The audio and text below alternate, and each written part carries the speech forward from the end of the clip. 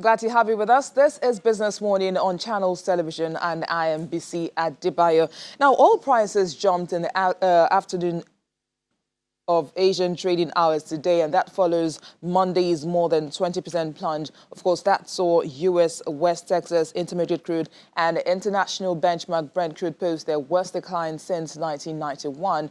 Now, international benchmark Brent crude futures was trading at $36.81 a barrel this morning, and U.S. West Texas Intermediate futures jumped 6.55% to $33.17 a barrel. Now, oil prices plunged to multi-year lows on Monday as tensions between Russia and Saudi Arabia escalate, sparking fears on the streets that an all-out price war is imminent.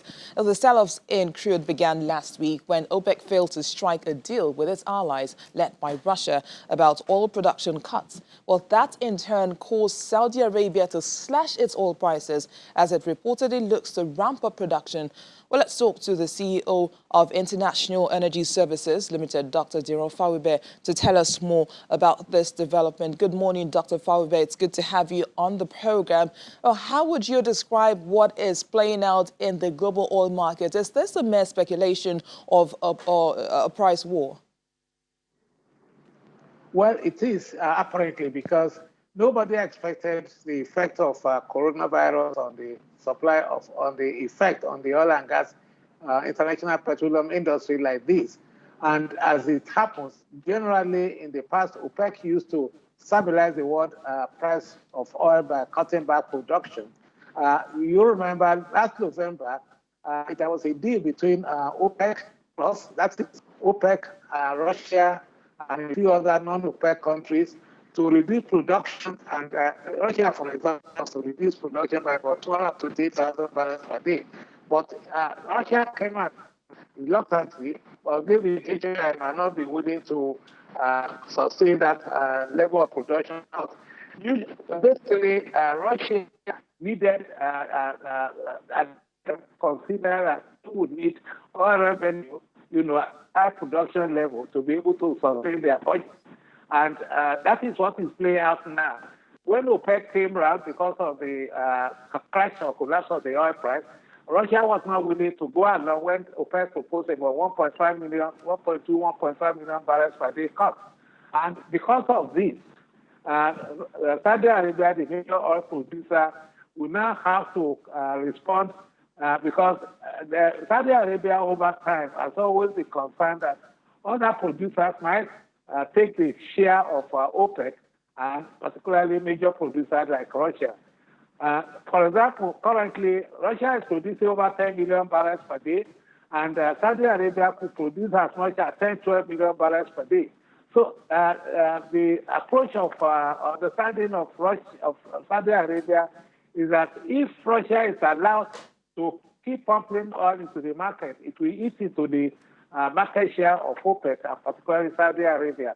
And also, there's United States in the wing in terms of filling the gap in the market for where Russia and OPEC does not make market, because it is in the interest of U.S. that the price of oil is as low as $20 per barrel or so. So these are the factors that tend to interplay in the oil market. And it is for this singular reason that Saudi Arabia now has to cut back the price by as much as $8 per barrel, and that is have reverberating effect on not only the oil industry, but even in the financial market as well. Well, Dr. Fawibe, some analysts believe that the real target, particularly for Russia, is likely to be the U.S. shale industry. Do you agree with that? Well, you see, both Russia and Saudi Arabia, they were having consideration about the role that the United States will play, if they cut back production, because normally in this kind of situation, the United States would try to fill the gap and then meet the requirements of the market when OPEC or OPEC Plus, cut back production. So in order to prevent that, Russia was not willing to go along because of their requirement for their need for revenue. And Russia, Saudi Arabia would never allow Russia to continue pumping oil into the market. And of course, United States for that matter. If you remember, about 2, 3 years ago, 2016 precisely, that was the approach of Saudi Arabia in trying to pump more oil into the market because of fear or anxiety that both Russia and U.S., who are major producers, will pump oil into the market and take the share of OPEC and Saudi Arabia's for that matter. So these are the factors that is leading to this price war. We don't know how long this is going to last. One is hoping that there will be silence because it's an e-wind that is doing nobody any good, and we continue to pump oil that is a wasting asset. And then if the price goes down to $30, $20 per barrel, all producers will tend to lose. You may be pumping oil into the market, but the revenue that will be coming to your treasury will be much less than it used to be. So we hope that the sanity will prevail, whereby the producers will now find a way to sit down, that is Russia and OPEC countries. Certainly, U.S. Will not come along in this type of situation because they tend to benefit from the crisis, in terms of the price of oil go down. But we can also say that the shale oil production costs will also go up. So we still don't know the total effect that this is going to produce, but you can see that it is a new wind that it will blow nobody any good. But with these factors that you've mentioned now, how do you see this development impacting the upstream sector of oil and gas, which is where you operate?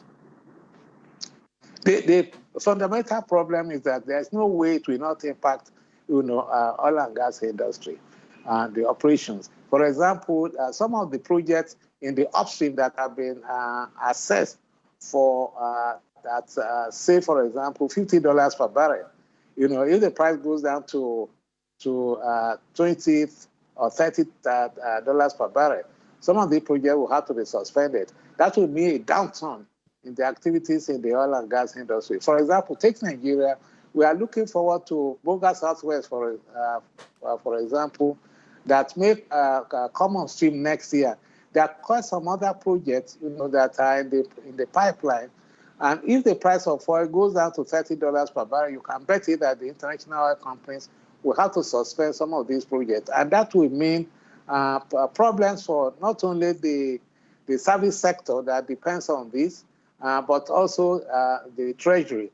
And you heard the president yesterday saying that they're setting up 2 committees to look into the effect on the budget, because if the benchmark for the budget is $57 per barrel, and if the price goes down to $30 per barrel, that is more or less reducing by half, the revenue that's expected to come from oil for the budget. So this is a very serious matter for the national economy, especially countries that depend on oil revenue for their budget and development.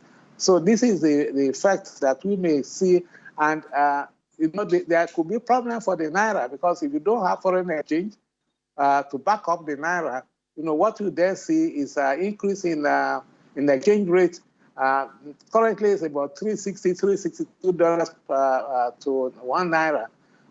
Only God knows what it's going to be, because when you don't have a foreign exchange to back up the national currency, obviously the exchange rate may go up. So these are the potential dangers that we are facing as a nation, because we depend on oil revenue for our economy.